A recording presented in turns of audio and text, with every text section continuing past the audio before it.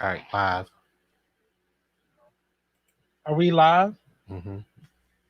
Welcome to the Artist Exchange Radio Show. I guess this is the mobile edition.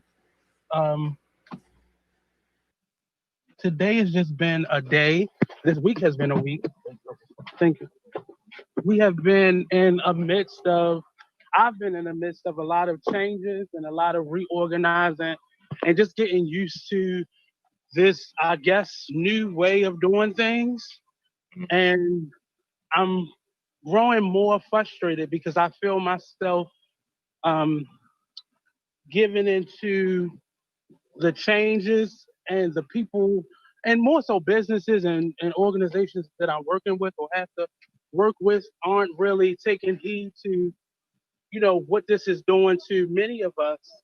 Mm-hmm. Um, and it's just frustrating to me because a lot of these businesses have had over 4 months to really get a lot of this stuff in order, and they have not taken the time to figure out how um, they're going to adjust to their new customer service. It's like we are supposed to know that certain things aren't the way they're supposed to be, Mm-hmm.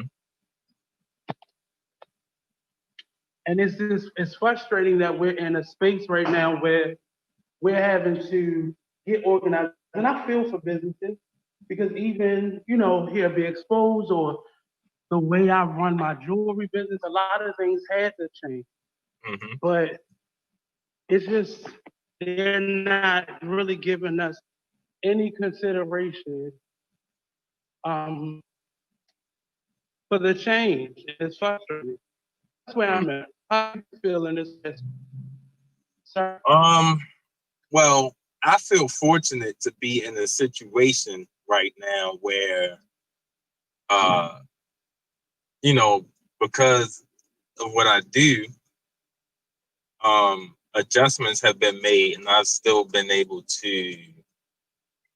My life hasn't been as affected by it, but I am doing. I realize I'm having to do more work without Mm, my pay yeah, elevating, which is cool, exactly. which is cool because I understand the time. But it is a whole.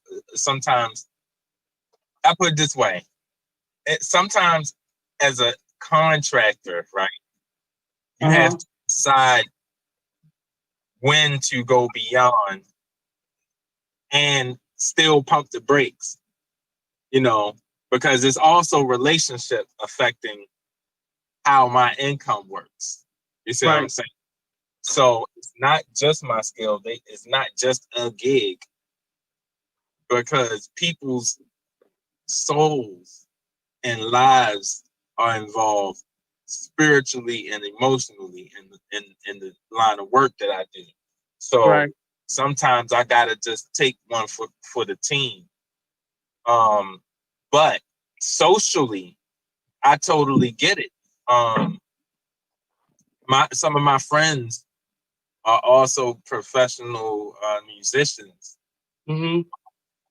and played between here and DC. But right now, all of that is shut down, and no accommodations are being made for people who make their living in art outside of the 501c3 realm. And perfect example, something I'm thinking about. You see how all of these online concerts started.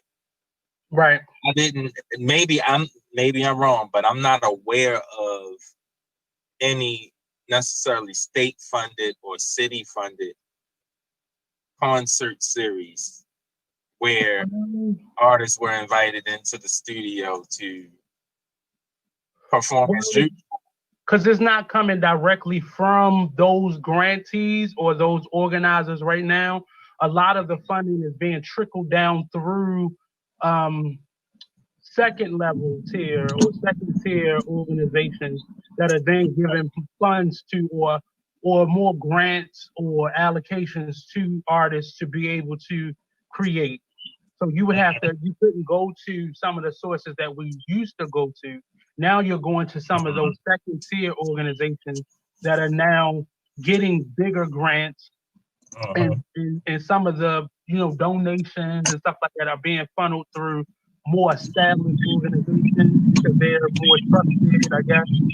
Right. So that's how a lot of those things are happening. Some of them are Okay. doing donations, a very small few people, like the project that I'm working on now, where we're actually going the old way and charging ticket prices.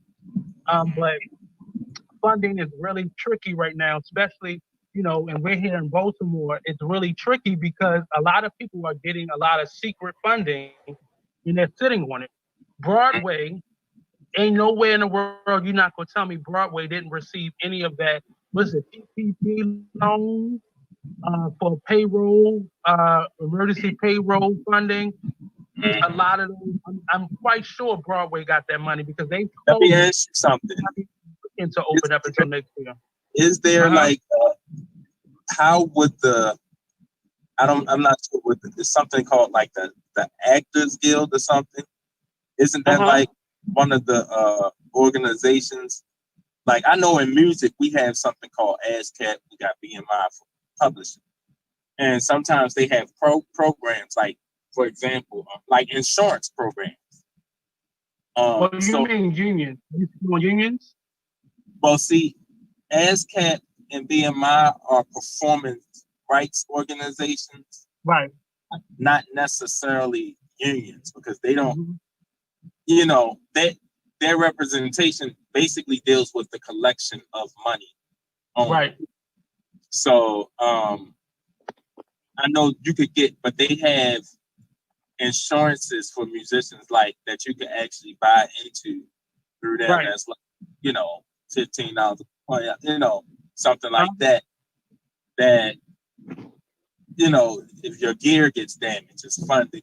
Different things right. like, for example, like remember when we had I think it was Hurricane Katrina or something. When Hmm. that came through Haiti, of course, it wrecked, but part of it hit the United States. Nashville had flooded out, and all of them sound stages and uh, practice facilities and studios, a lot of them flooded out because of the river had Right. overflowed. And there was like funding and insurances and things established for that, so musicians and different things. That stuff, the infrastructure was a Hmm. little better, I guess. What I'm saying, does the theater realm? I would think they would have something.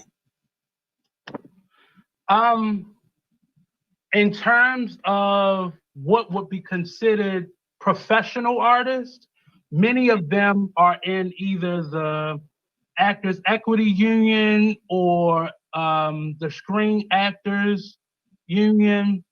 Mm-hmm. Uh, Television has a lot of unions, but when you start coming down to professional artists who do this for a living but have not done enough or don't have enough uh, um, equity hours Mm-hmm. or film credits or TV time to Mm-hmm. be considered for the union, there aren't any um, unions that protect us. That what happens for specifically for actors and entertainers, what happens is if you're out of work, if you're in the union, if you're out of work for any reason, like you haven't gotten a show, like teachers, you can apply for unemployment or benefits.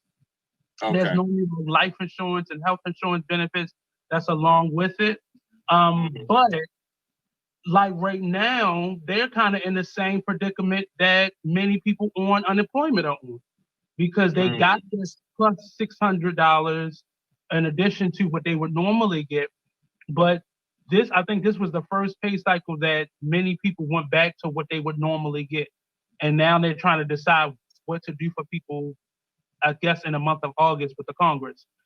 Um, Outside of that, many of the cities or local places, they normally have art organizations. Like Maryland has the Maryland Arts Council, and a lot of the federal money is funneled through the Maryland Arts Council to various organizations, and that money is supposed to then be allocated to programming and individual artists and so on and so forth. We also have BOPA.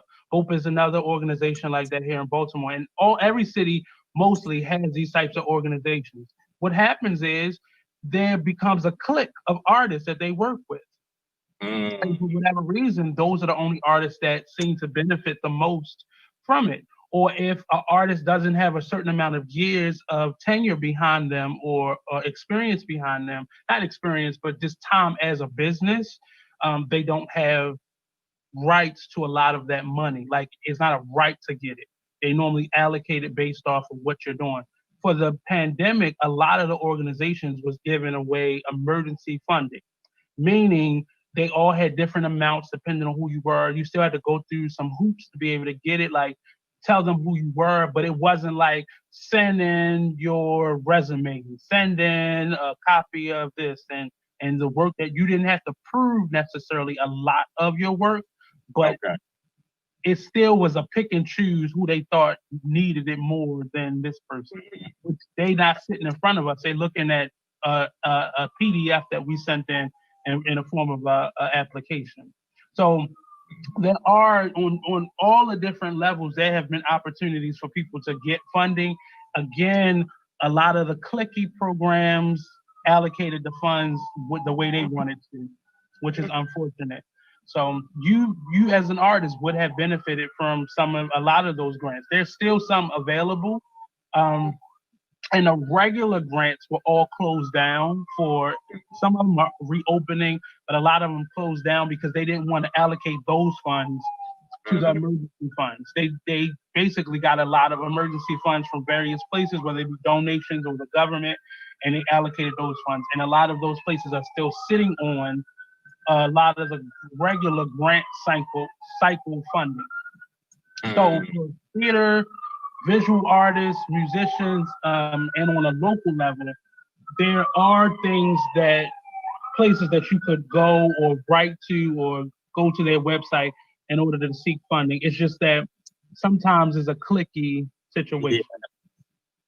I got you. Totally. I get it. But today, we're going to talk about a couple different things because I know Marnie's sitting over there twiddling his thumbs, waiting for his portion of the conversation. But I'm gonna save that towards the end so we can get some media issues out. I'm gonna start with what I'm doing right now. So right now I'm working on a production called A Real Nigga Show. It's been a play for the last 17 years, and right now it's turning into a live stream multi-medium production that will actually be live stream opposed to performed in a theater space. A lot of the themes that are surrounding what's in that play, rather, are issues that myself and Curtis we talk about outside of the show and on the show. One of the things I don't know if you want to, well, if you're comfortable talking about what we were talking about before the show started, but a lot of us are dealing with issues. Now, a small portion of us are finding solitude and healing within the things that we already participate in. The problem is a lot of the healing that takes place is going in a circle. So it's doing us good, but it's not really healing us in the way that we would need to. Like there are a lot of groups that me and Curtis have talked about that aid in supporting each men. When your buddies that you go out and play basketball with, that's often a space for us to find healing. The arts, being artists, we sometimes put ourselves in our work, so that becomes, in my opinion, a temporary form of healing, because once the lights go out, once the curtains are closed, once the show is over, we back to ours looking at ourselves in the mirror. And we have to find more stable ways And that's not to say the arts can't heal us, because they often do, but it requires for us to stay in it. Like it has to be a Mhm. routine thing that you do, and not just gig a gig, or I go see a Right. show, or often the arts helps us to bring up the questions that are surrounding some of the issues that we're going through. And for many of us, specifically Black men, it still becomes a vehicle for frustration. I Mm. had a rehearsal last night, and the problem was, I brought up one of the gentlemen were doing a monologue, and he was rightfully so. A part of the play, there's a gentleman talking to his dad that's being represented by an empty chair, and he is talking to his dad about how he was raised based on what he's seeing from his dad, and it being a lot of contradictions and so on and so forth. But you got to come see the play to be able to see the whole thing. But anyway, Okay. my note to him was, can we see more layers of hurt? Hurt for Black men often comes out as anger, and Mm. that anger then grows and bubbles and explodes. But I want to see more layers to us. I want to see more sides to us that doesn't always equate to us punching something or someone, or going off or being violent towards something. And normally when our problems are unresolved, that's normally the end all be all to it. Mhm. So situations like that, um, me and Curtis last week got into health, as it pertains to what we're eating, what we're consuming. And part of that conversation, I think I brought up, in order for us to work on our eating habits, we have to work on our financial habits, because you have to be able to afford that healthy lifestyle. Because a healthy lifestyle will cost you 10 times as much as me going to McDonald's and getting something off the dollar menu.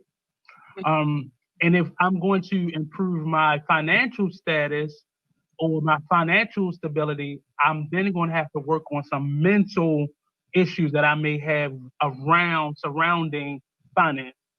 Mhm. Um, and and there's other things, that fit between those three components, but those things have to be worked in some order or all together or some way.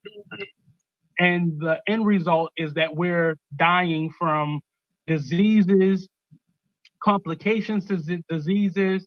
Um, we're facing a pandemic, and many of us are really at arm, because a lot of us have pre-existing conditions or Mhm. circumstances that would make us more vulnerable to Mhm. COVID-19. And all three of those issues have to be taken care of, and we have to start with our Absolutely. mental health in order to really break down some of the cycles. So I want, if you can, uh, give kind of your perspective on that. Do you agree that those three have to be taken care of, or can we just deal with the eating habits alone? Ab- Absolutely. I think all three. First of all, you have to handle all of them. You Right, have to. It's not a this or that. It is an all of them. But I right, think one the one that we can see the most immediate change and difference take place in right away would be what we're consuming. Definitely uh, through nutrition, it can be expanded, but definitely starting with this what we kind of came up with. I don't know if it's out there, but this agricultural apartheid, type of thing that's happening. right, Uh, it's just an actual fact that when it comes to farmland that has been monopolized, our people don't even really have a hand in that game, on the scale of where we could put a dent in that market economically, um, as far as competition. right, However, if our consumption habits changed, we'll see changes in the economics of our community, the economics of our household, the economics of our health. Right. You know, like they're all interconnected because I think we touched on so many things talking about it, and I didn't have pen and paper. We were just flowing when we were talking about it. But perfect example of that would be the whole insurance industry. I know we had mentioned that. Like when all of that stuff is drawn up, they got so many games attached to that, like your zip code, what city you live in, what state you're in. They got all these things where they come up with these numbers. Right. To put a plan together for you. And I'm saying that the best preventative health care we could do would be to abandon the carryouts, to abandon, the fast food, and come up with alternatives. So it may mean, and this is not protest that we're talking about. We're talking about like a paradigm shift.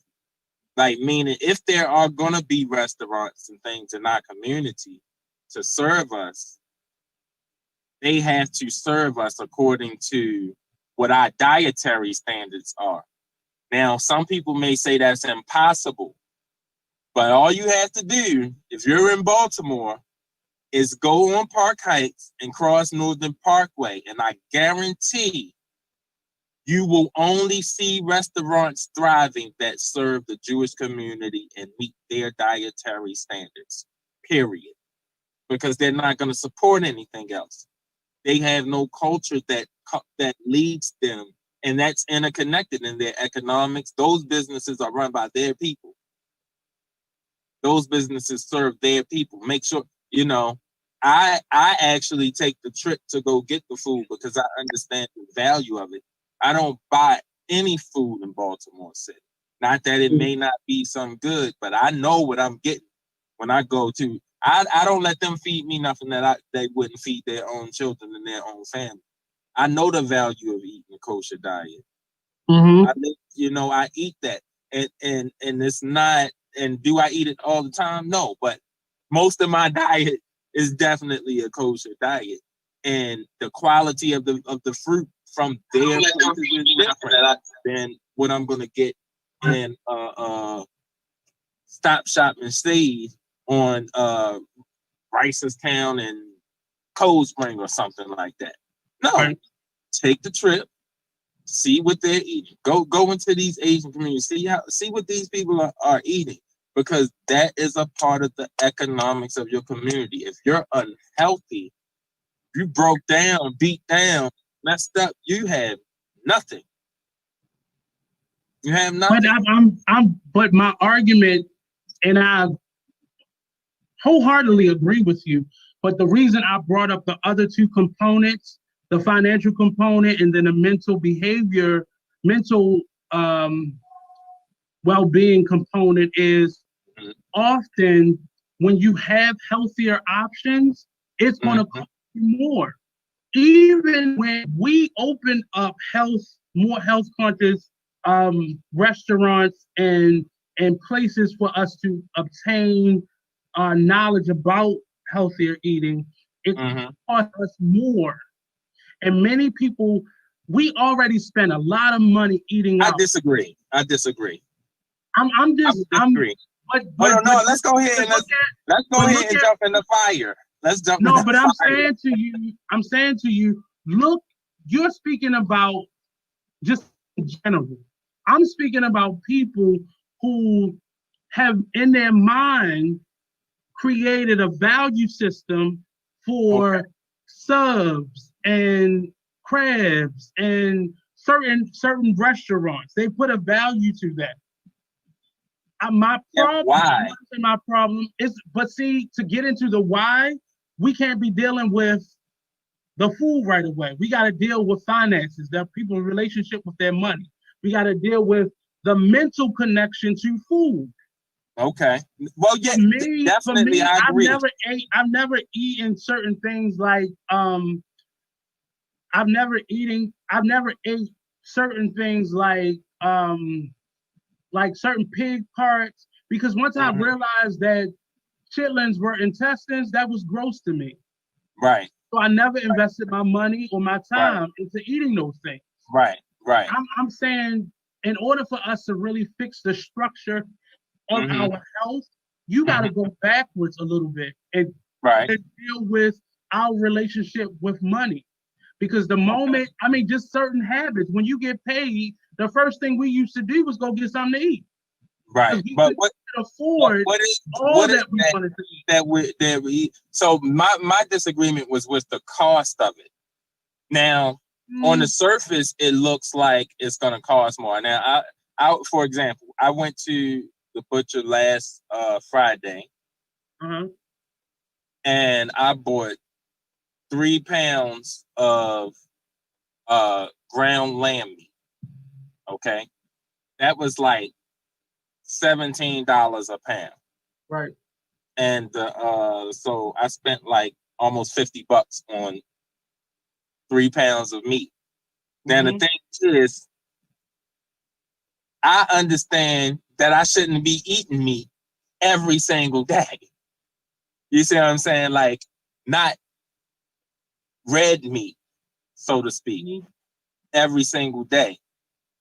But on top of that, I gotta observe the quality of that meat. Yes, it does cost a little bit more than some $6, $7 a pound ground beef or whatever. Mm-hmm. However, the economics of what that does for your body, see that long term, which feeds that health insurance industry. Yeah, but See what I'm saying? that's getting into how people value their money.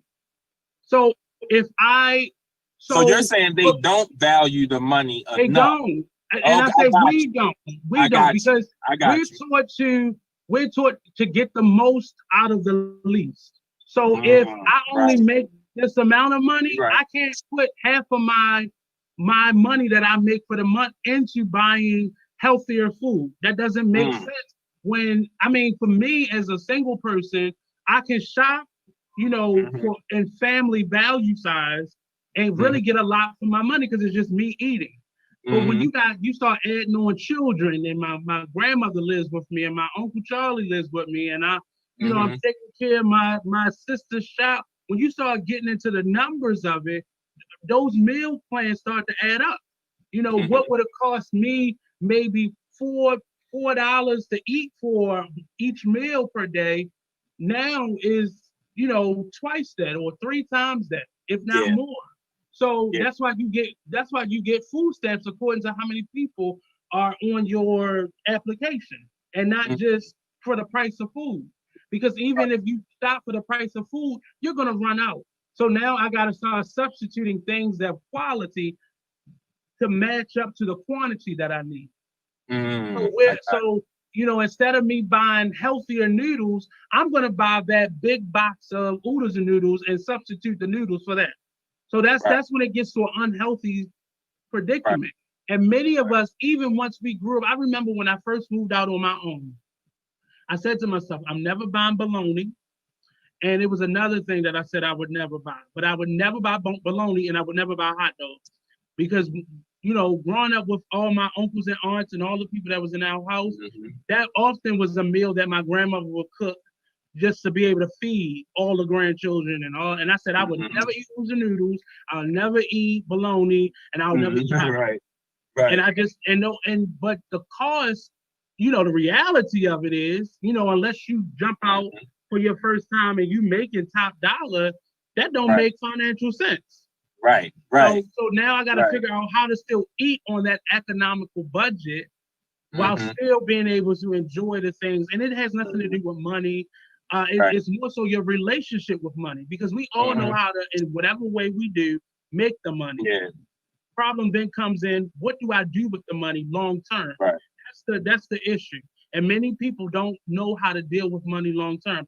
I definitely was one of those people because I just knew make money, buy what I want. And that was Hmm. it.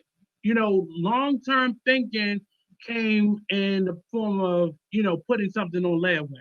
That's Right. as far as some people go with long-term thinking. Right. I'm gonna put this Let on me land. ask you this.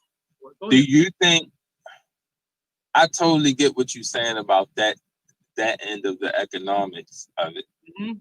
You think it's possible to value money right if you don't value your body right? And by that But see, both of them are hold secondary to your mental stability. So if your on. mental is not, but I'm answering, but my mental stability matters more than financial and health. Because if that's not in order, I'm not really paying attention to my money or how I'm eating, no Okay, matter how much money you may have. so so my thing is because I'm kind of arriving to the point where I don't think you could separate any of the three, and the reason why You I'm need saying them. that is the like for example, do we really know? I mean, we can see it obviously when we look at the grand scale, the effects of what sugar and white flour have done to people. Mm-hmm. But that's a part of the American man. I think they said how many tons of pizza is sold in this country. What the fuck is pizza? It's not, man. That is but we love it. Mm-hmm. That the cheese, the grease, all the It's just a sauce. meal in one. It's like a sandwich. It's like the Yeah, equivalent to a sandwich. and it puts some weight on your stomach. It make you feel full, but it's not uh helping your brain function in your body because once that all that bread breaks down, that's just straight up sugar. But I'm telling you, You know. you're speaking from a space of knowing, and we have to be careful. The same thing that happens to preachers. Preachers normally Mm-hmm. speak from a place of already knowing about the relationship of God, and then trying to teach it to people who don't have one already. Well, So I'm saying so, but we hold have on. to be So mindful of that. let Go me ahead. say where I'm going with that. Where I'm going with that is because people believe in the law so much, right? And the system. What you can do is rather than teaching people the same way you didn't teach them necessarily to eat that way, you put those businesses there. Mm-hmm. You can get those businesses out of there and put something else there. You see what I'm saying? And Yeah, my thing is a replacement theology is what I'm talking about but now. I'm stating to you because that's already started to happen in Mm-hmm, many of our communities. You got Dovecote that's over mm-hmm, there by White Lock. You got mm-hmm, Land of Kush that's down there by Martin Luther King Boulevard. You have a lot of these places that are already starting to sprout up. And I think what is okay. happening is they're starting to get a clientele that is not their norm because this type of eating, say juicing or juicing, for example, a lot of the smoothie places Mm-hmm, um, it's trendy to eat that way. So it's right, trendy to have it's not even about having a nice body. It's trendy to exercise now. It's trendy to right. be the dude that has a Facebook channel where he shows you him working out or Mm-hmm. um, him working out other people. And it begins to be less about health and more about what's trending. I'm saying this And because see, a lot of those places are now there, but the educational component is not there with a lot of those businesses because now they're turning into regular carryout. So people are eating food that they don't know what they're eating, and now you're having people being unhealthy and healthy. There's a such thing as being a fat vegan, and that's uh-uh, because you're eating a lot of processed vegan-ish foods or mm-hmm, vegetarian foods, and you're mm-hmm, those places are turning into regular carryout. You have right. people that's going to get a smoothie and then going to the sub shop, but they think they're eating healthy because they're having a smoothie. Really, they're Yeah, having two different meals. yeah. That's and that So that's it's that's just, that is kind of insane. but Because I'm speaking on I'm speaking over myself. In the yeah, beginning of this, I used to do that. Like I'll go get a really healthy meal, and then like let me go support this smoothie place in my neighborhood. And the lady, it was funny because she saw me eating the meal, Mm-hmm. and she was like, you're having two different meals. And I was like, well, I was looking at this as more of a beverage. I didn't really look at it as Right. like, the meal replacement. But the Mm-hmm. educational component is gone because we're able to now start to be able to afford healthier eating more than before when we wasn't really interested in farming, because now a lot more people now want to be farmers, and I think that's great, but that ain't my thing. I'm not digging in no dirt. So I'll Mm-hmm. pay the extra Right. couple dollars for you to Right. do it and me buy it from Right. you. Right. But we have to then think about mentally, we have this thing about fast food. So I'm Mm-hmm. gonna go to this restaurant or I'm gonna go to Grubhub and I'm gonna order healthy, but I don't know what Mm-hmm. I'm eating. Mm-hmm. I don't know. Right. We don't, and that's the killer, man. We don't know. We No, don't know what they're feeding us. We know what they say it is. We right. don't know what, and so we have to get back into the culture of home cooked meals. Now, Yeah. I got to take a pause real quick because I got to pick up baby boy. You I'm here good, you good. I'm now. gonna kind of switch the topic a little bit, but Okay, we'll pick it back up. I'm right So here. Just give me right one second. now, as our Friday shows are moving and progressing onward, I need for everybody to begin to uh, chime in and send us information on the things that you want us to speak on, or you want to hear about, or things that we may say that you may not agree with or you may disagree with. And a lot of these issues, I'm grappling with finding a third person to be that woman's perspective, so our conversation stays open and honest to everybody. On the other side of that, I think real healing happens when you isolate yourself from anything that's opposing to your perspective, and then you're able to bring it to the group, and then you're able to have a better sense of what the issues are, what the problems are. But right now, what me and Curtis are working through are a lot of our own personal needs as it pertains to being Black men. Today, I got to have a awesome conversation with Jackie Terry. And if you don't know Jackie Terry, she's a phenomenal writer and poet and actress and artist.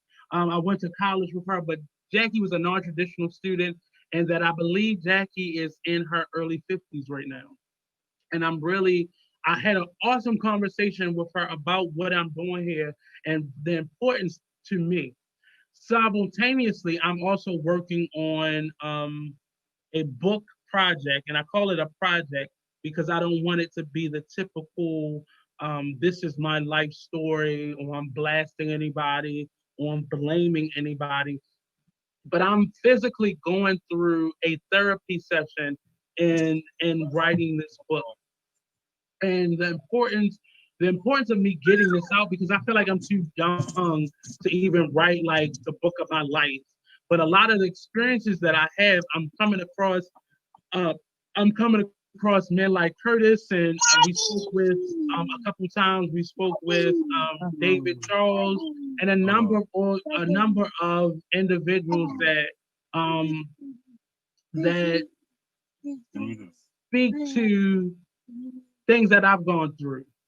As me as a Black man, I felt like I was alone at this because I didn't meet a lot of men who would admit to some of the things that I had gone through, that I was starting to bring up in certain places. And then I got to another stage of my adulthood where I started physically meeting men who came across to me as that what's the phrase, who hurts you type of men.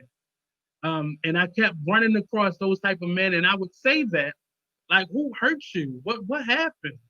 Like, why are you like this bitter person, or why are you so confrontational, or why don't you communicate effectively? And I began to look at myself more and realize the parts of me that I was starting to hide or deny or just simply live through. And those things were um, really important for me to get out of myself because it became toxic in within myself. And I realized a lot of those thoughts, a lot of those perspectives were not healthy. So my conversations and me and Curtis getting to know each other, it's been about us exposing some of those things that we've gone through and we've been through in a place where we can be more healthy about dealing with it. And we're not just talking about it, it's the Iyanla effect where we're simply getting high off of that feeling of being hurt or rejected or um, uh, embarrassed or mistreated or neglected as a child. And those things are following us into our adulthood. I just worked through the first 3 chapters of my book, and I didn't realize how much I remembered as a child. And I'm not talking about 7 or 8, I'm talking about younger than that. I was speaking about a memory I had while in kindergarten. And I didn't imagine it helped me to realize better we have to watch what we say around children because they pick up and they absorb and they may not have personal understanding at that point, but it becomes more clear to them as they grow older. So they start realizing the lies and things like that. But now that Curtis is back, I was just briefly going over, the direction this is going into and us getting deeper into the conversation and not just bashing, but us really paying attention to solutions and trying to figure things out in a space where we are comfortable with ourselves in a way where we can begin to talk about some of these things so we can get rid of a lot of it because it makes our body. We're speaking about food making us unhealthy. Memories that are unresolved or issues or trauma unresolved is more toxic than any food or medication can be to your body because it starts breaking you down up here, which makes everything else not important. Right.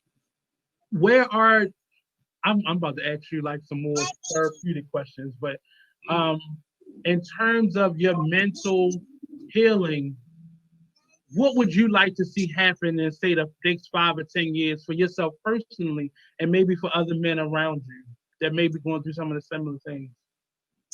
Um, the first thing for myself mentally, I would say acceptance, number one, of just the reality of things. Like some things like when I told you, like before we came on air, I was like, yeah, I went ape shit on my girl. Like I snapped on her. Like,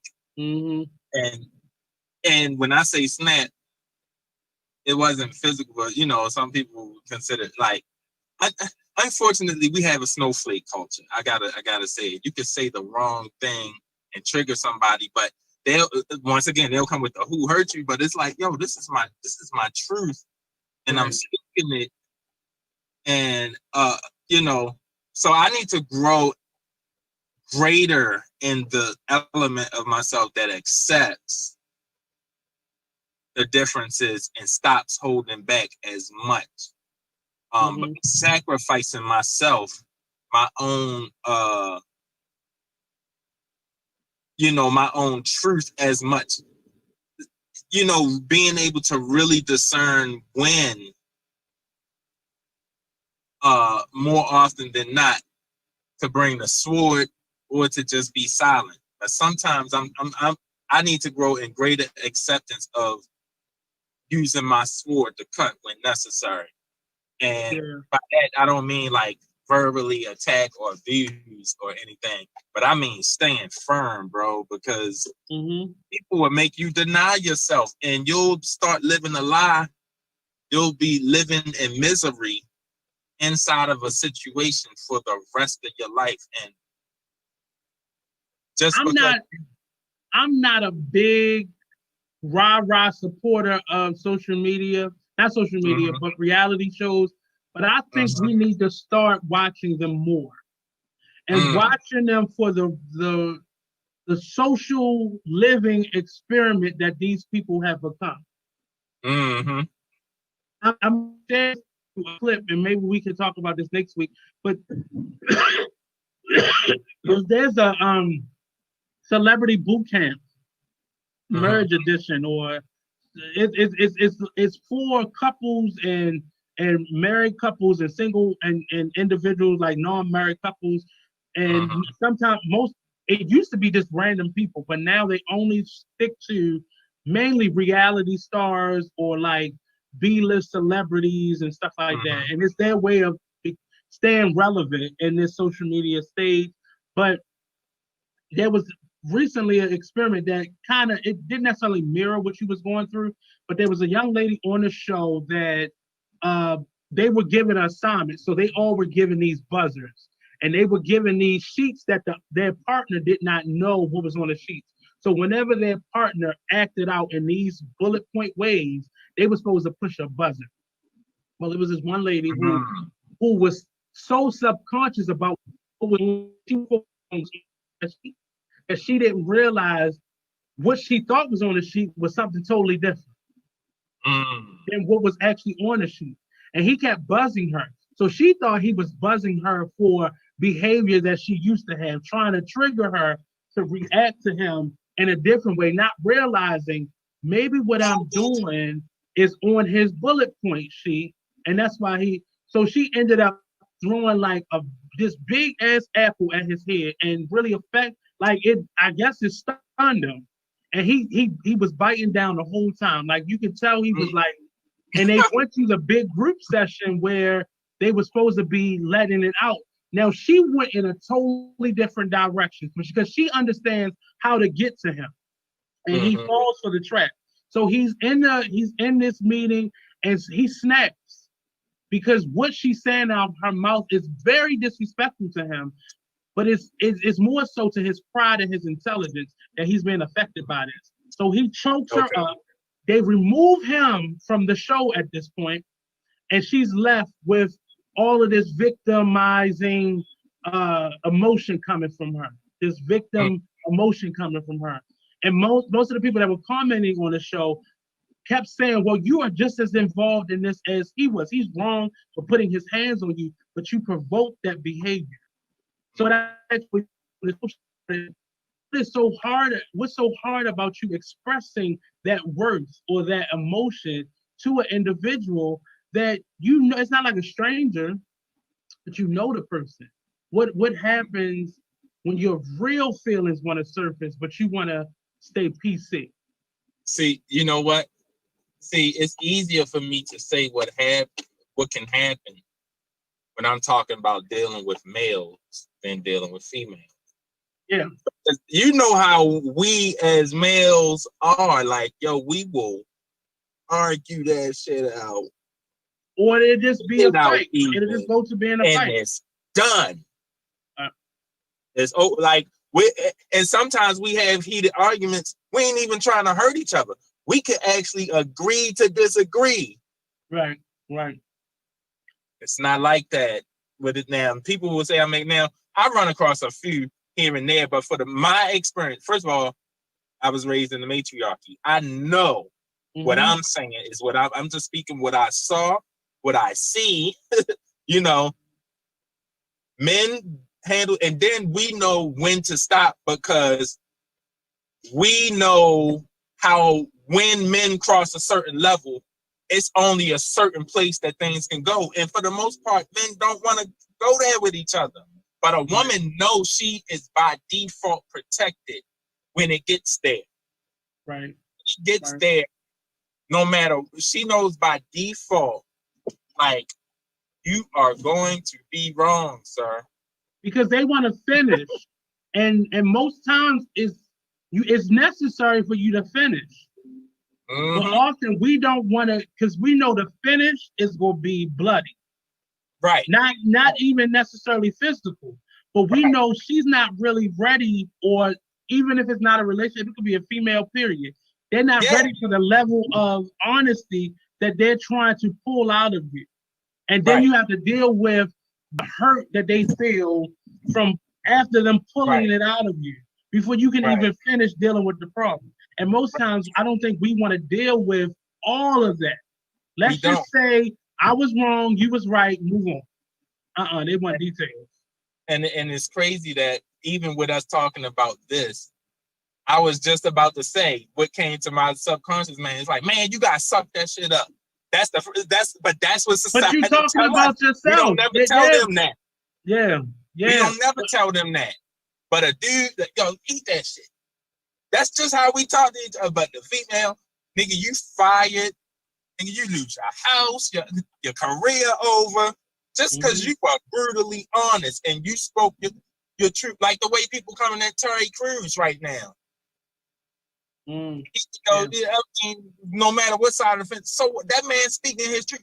Why we gotta, you like, oh my God, like anything. It could be anything right now. You could be a person who, for example, when the whole thing went down and where surrounding George Floyd's death, right?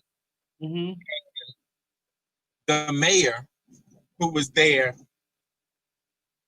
the whole go home, Jacob, go home thing. It was like a male shame because he wasn't given into a certain mindset. And who had the microphone in their hand? The female. So he had no comeback. He just, even though he was trying to apply some logic from his perspective, it immediately turned to, oh, fuck him. You know what I'm saying? It's like, you can't, it's almost no middle ground. So my thing is, I'm going to go ahead, back to our point, acceptance that there's no middle ground. And I'm just going to go ahead and live my truth because it is mentally damaging. My body physically. So one of our listeners, Sequoia, hey, what's up, Sequoia? She says, women are emotional. We carry hurt. We need to learn to release the pain and let go. Yes. So the pain may be as a result of something that happened to them like this before. But because they didn't resolve it, or maybe the guy just got ghost, they never dealt with it. So now you're going to deal with all the hurt that I ever had to deal with. Yeah, and I'm like, you're going to deal with this, and you want to enjoy it. You running the Android code, and I'm an iMac. Right. You see what I'm saying? Like, it's a different operating system, but you bringing that to me, and I'm not even my consciousness may be like it's certain things that I just got to grow to accept that and be okay. I got to admit, sometimes I'm not okay with my lady being mad with me. But what happens to me is I suppress that 2 weeks, 3 weeks, 6 weeks, 8 weeks, 12 weeks. And then, where the fuck this come from? This. And I've been having to eat this. Oh, I couldn't say this. The children was around. I couldn't say, I can't speak this. Because and you want to play games, we laying in the bed next to each other and we back, we ain't talking. Yo, I can't live like that no more. Yeah. I can't do that stuff. But most of us do. And that leads to people cheating. That leads to people going outside of their marriage and or just slowly pulling away. Whereas though if it was resolved or there was a communication that was listened to from both perspectives, it may not have necessarily needed to get to that level. But because we often refuse, you men, and it's certain things. That's what I'm saying. This celebrity boot camp thing, it is therapy. And I suggest people don't get stuck into the characters as much as these lessons, because there's a way that you learn how to communicate that you only get when you're in like couples therapy.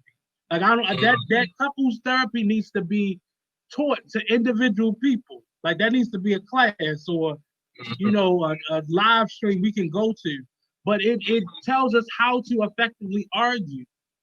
You're never supposed to say you don't never, or what's the other one? You always. Like those things denote to us pulling things in. We have to only argue on one subject. We can't think that thing, but if you taught him putting his socks on the floor, you can't bring that into this argument. That ain't what we arguing about. Okay. I like that. I just learned something that quick. Right, but in communication and but you have to learn that because you may not always do that yourself, but that may be a part of the argument that you keep falling for the trap. Like I Yeah. never, like how many times I just had an argument with Amazon that kept saying you always, and I'm like, the fuck is you talking about? Like this only happened 3 times. But in their minds, that's always. That's Right. always. Right. And we have to stop using words that combining words. And You're right. that's our conversation in general. Even if you're not talking to the person you're in a relationship, if you're talking to your side piece, if you're talking to your best friend or you're a parent, you got to use the same level of communication. Because I'm holding on to stuff that I've been biting on, which most men do, and most women pretend that they're doing, but they're just it's just like a caboose train. Like they're just adding on another train to this another car to this train. Right. And we're sitting on where we've let go the content. The content don't even matter to us at this point. We're sitting on the things that we want to say in response. Because if I say this, this is over. Do you man, if you want me to tell you the truth? It's almost like a warning because they know they have an answer in their mind already. So when we fulfill that answer that they have in their mind, they pissed off. But you already had that in your mind. Why ask me the question if you already knew that? Right, you just and see, us to lie to them. That'll turn into a heated discussion for me. Like, why did you ask me that? For example. Your sister says, Tonya says it all come out at one time. Yep. That's kind of how it is. And then I look crazy. You see what I'm saying? But I'm not crazy. What it is I was subconsciously forced and socially forced. And so you think, oh, man, you snapped on me. But I'm like, now, if we'd have had the 30 conversations that needed to be had over the last 8 weeks leading up to this moment, you would think I was crazy. Yep. And I feel bad. I feel bad because I've always been a peacemaker in arguments. Like let's just figure out how to get out of this peacefully. But that doesn't always solve anything. Or the peacemaker is the one that normally has to bear the brunt of everything. And a lot of times, you know what I learned from reading. I learned this actually out of a book dealing with like Kabbalah, talking about how your ego. A lot of times, people who write the book, they really have an ego problem because that's another form of control. So rather than living your truth, sometimes biting your truth is a false form of control. Like it's your ego controlling it, when sometimes shit gotta be said, bro. It gotta be dealt with right there. It can't be, sometimes you just gotta. We're gonna have to get Sequoia and Tonia on here. Sequoia says, I just had a conversation with my partner that when we are arguing, she don't know if she's dealing with the 5, the 12, the 16, the 25, the 36, or the 40-year-old me. A traumatic past is a beast when it has not been healed. And Tonia says, I say, let broads have it. Women might not agree, but we have a vengeful nature. But we're taught to tiptoe around women. We're not taught to go at them because that's attacking. That's too aggressive. But often you have to sometimes let them have it. Because you are often biting your tongue for the wrong reasons. And had you just spoke up, it would not have gotten to that level. Hi. Hello, how you doing? But it becomes definitely hard to deal with. And Sequoia brought up the trauma aspect of it. We have to stop arguing from our hiding spaces. If something has happened to you, you have to deal with that. I don't deserve you fighting me from other aspects of your experience. I don't deserve it because I wasn't there. And even if I was there, you should have dealt with that. That's something you should have dealt with. And we have to deal with that issue separate from whatever may be bothering us right now. And we argue from past tense. Like she said, she don't know what age of her life she was arguing with at the time. But Right. I try to stick to the topic when I'm arguing with people. I like that. Yeah, you gotta That one point. We arguing about this one thing. Right. When you're in an argument with anybody, you gotta learn how to keep them on task and remind them. And if they're not willing to play by that rule, you gotta exit that conversation because they're not ready to argue at that point. They're not ready to have a conversation. Right. Because they want to bring up everything else that led up to them being totally angry in this moment. And when people explode, you can't often come back from that. Right. See, that's the me that I gotta work on. Like, so because when I like, you look like you got a little petty in you. You look like you got a little petty. I'm often called an asshole. You know. Oh, okay. So you got a lot of petty in you. Yeah, when it really get on my nerves, I gotta admit it, I do. Like I'll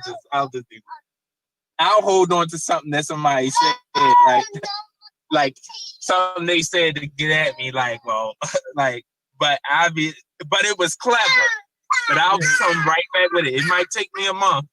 I'll be like, oh yeah, and come right back with it. Like they might use a song quote or something, a quote from a song in reference to something I did, and I'll be like, okay, I'm gonna remember that one. This is why I like your sister. She is calming. She said, and it's not attacking women.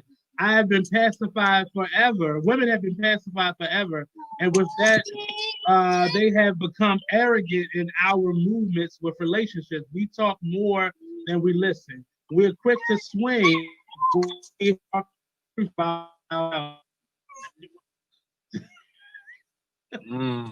said petty ass Leo game. Hey, you know what? Check this out. Look at what's going on with them in the workplace. Okay? It'll look just like a family goddamn reunion. Can't get, you know. So, and I'm not saying that. Basically what I'm saying is women are now being exposed to some of the things that men came home from work with that they dealt with every day for the last 200 goddamn years. But see, it's unfair though because they're now swinging, and they're swinging at things that don't even amount to what we're arguing about. Right. So when we're arguing, I'm automatically attacking you. I'm automatically misogynistic. If I feel my emotion and my rage is too high in this moment, I'm being a misogynistic a-hole, or I'm being you out to get them. You and it becomes like she said, it becomes unfair. Like the argument now is unbalanced. You can't fight you that. Always have that card in your back pocket. Whereas though I'm like, wait a minute, so I'm being arrested because we had a fight on Facebook? Like what is going on? It's coming to that. Your post? It's coming to that, bro. Like, and I tell people this is where I am with it. I'm okay with everybody expressing their truth. I'm okay with that. I think there should be a platform for it. And if you don't like it, don't listen to it. I used to go when the internet first started really popping, when we first moved out of the dial-up modem into the cable internet phase. I used to go into a lot of grassroots southern. Hold on, Cairo. I used to go into their forums back in the day. Everything was censored. And honestly, you'd be surprised at a lot of stuff that you could learn and perspectives of people who we call racist. Not everything they say is fucking ridiculous. It's not. And I ain't talking about. I'm talking about you got You got scales of races. Most people think racist people are ignorant. They're not. You got professors of history, professors of theology, lawyers, all kinds of people who are racist. So my thing is learn what you can learn. Listen.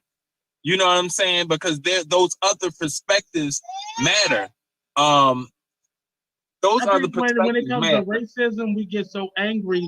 We get so angry at racism because they establish a lot of the pitfalls that we continuously fall into. It was a system that they set up. So I think that's why we get so angry, even at the truthful things that racists say. Yes. Yeah. So we have to start being able to distinguish between our anger and why we're mad. Right. And this even right now, it's a lot to learn from each other. And I say that to say that those platforms for the different perspectives, unfortunately, when we start to silence people and we got all this cancel culture, I don't want to hear you talk, you are cutting off possibly some of the greatest revelations in community. Like just you explaining what you explained about a reality TV show. I haven't watched any reality TV in like 10 years. We have a perception of it in our minds. Yeah, but what you just explained made me say, I'll at least go and look at that one to see some of the methods and techniques there's been, because those shows are definitely dealing with behavioral psychology and all kinds of other stuff. It's stuff to be learned. For this show in particular, to defend it, they do have Judge Toller, the little short black lady, and a therapist there. So it's not just these people just run them up on camera. They actually have a therapist and Judge Toller who is sitting there giving them relationship advice and giving them psychology advice as the show is moving on. It's not just them on a camera and somebody said go. So that's why I'm watching it in a different way, because I'm like, you just provoked him and you know you poking the bear right now. So when he pop off on you, oh my God, like he been hit me so much. Like, oh my God, he's so abusive to me. Like, now we understand why he abusive, because you won't let that man be himself. You won't let him be him. And it's crazy that we keep on having these situations where we just go right to abuse. And this will be the last topic because we only got a couple minutes. So now the latest issue on the board is Jaguar Wright. If y'all don't know her, she was a singer back in like the 90s or so. She's accusing, she's accusing of rape or sexual abuse. Sexual misconduct. It's more so will be sexual misconduct, but people are going to the extreme of rape or inappropriate acts. She alleges that one day she was in a relationship with him. He woke her up and allegedly his penis was like at her mouth. Now, I'm not here to tell anybody what they like sexually or how they like it, but I'm saying ultimately, Facebook is not the platform for you to air your grievances. She was actually on Instagram, and she was on Instagram with another woman who was clearly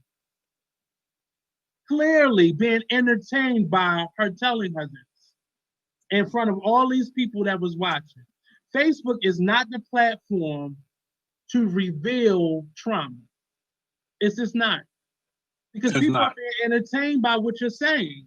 They're being entertained by your hurt. She said this was common. Like common sense, common. She said Carmen woke her up with trying to put his penis in her mouth. Now it's not a fact of believing, because he may very well have did that. And you woke up to him. And I don't want people to think I'm laughing. What I'm laughing at is the context of, all right, we're in because I know And my But lady, they're she'll wake connect- me up in the morning, and I ain't even thinking about that. And it's Right. just like, all right. So, you know. But they're connecting. We all know So Carmen's she's saying immediate. he raped her, basically. It was never. It's never clear. Maybe when you watch it, you may hear something differently. But I don't think he succeeded. But in my mind, if you woke up to him, were you like in a music studio and he did this? Were you in his bed? Yeah, and I'm you did trying this? to get contact. Like, were you staying the night at his house? Y'all slept in the Yeah, same but bed, see- roll over, but and see, like, that hey, type of what you really information rock up? in You know. today's world, that type of information is conveniently left out.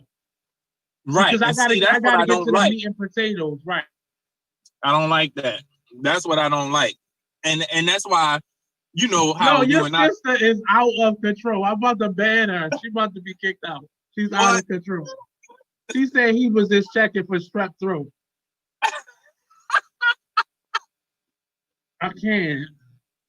It was just, So, and this is the problem that I had with us doing this. So before you go to a lawyer, before you go to a therapist, before you go to anybody crucial, the police, you go to Facebook. So now public opinion is now, well, you know what? And these are the comments. I believe it because he's kind of a media whore, and he only goes for women who are like the it girl. You know, now he's with she tells us that none of us knew he was in a relationship with Lauryn Hill. We knew he had a fling something with so she dated him after Lauryn Hill dumped him and before he got with allegedly before he got with whatchamacallit. But now this making me mad because I'm talking Erykah Badu. Erykah Badu. And now he's with, you know, this one. He didn't work with Serena Williams because this is the type of man he is.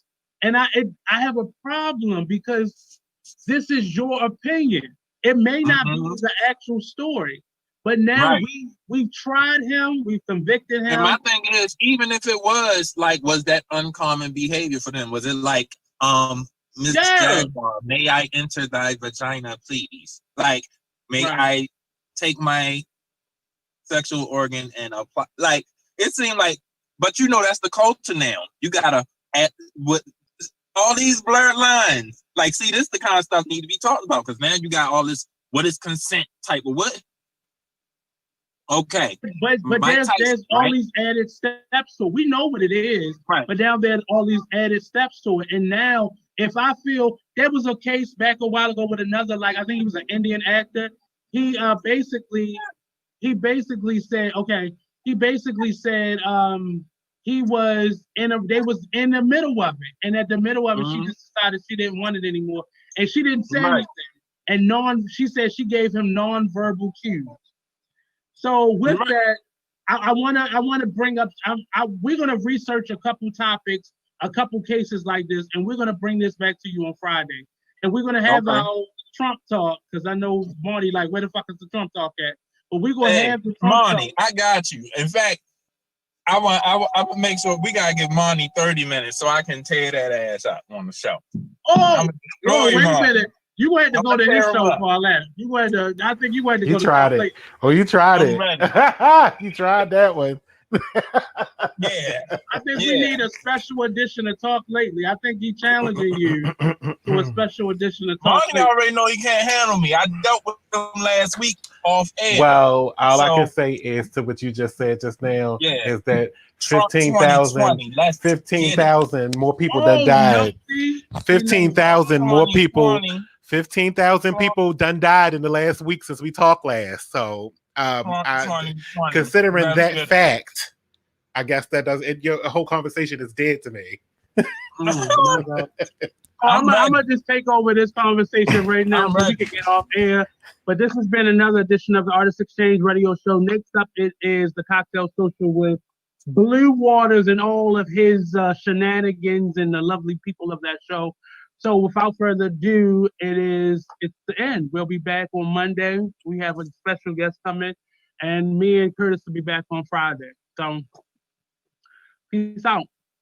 Classroom about basic knowledge of how to be respectful.